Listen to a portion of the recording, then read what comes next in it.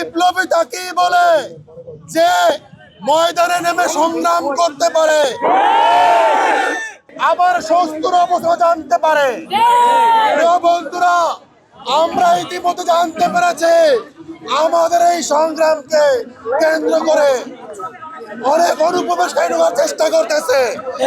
এই সুযোগ দেব। অতএব আগামী কালকের মধ্যে ইনকিলাব মঞ্চের নতুন ঘোষণা আসবে।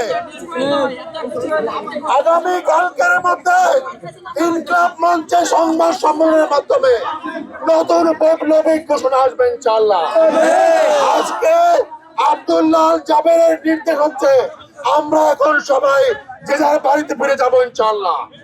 এখানে যদি এর পরে ঘোষণার পরে আর কেউ অবস্থান করে তাহলে বুঝতে হবে তারা ইনকিলাব কিংবা জুলাই বিপ্লবের কেউ নয়। আগামী কালকে ইনকিলাব মঞ্চের মাধ্যমে যে বৈপ্লবিক ঘোষণা আসবে আমরা সেই ঘোষণা অনুযায়ী আবার ময়দানে নামবো ইনশাআল্লাহ।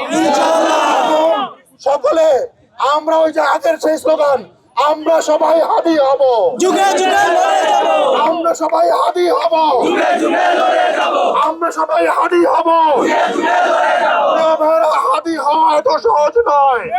বিপ্লবী হতে হলে যেভাবে সংগ্রাম জানতে হয় সেভাবে সাবধানতাও জানতে হয়।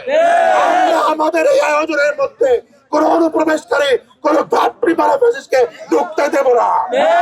অতএব আমরা প্রশাসনের প্রতি যে আলটিমেটাম দিয়েছি সেই আলটিমেটাম বাস্তবায়ন না হলে অবশ্যই দাঁত ভাঙা জবাব দেবো।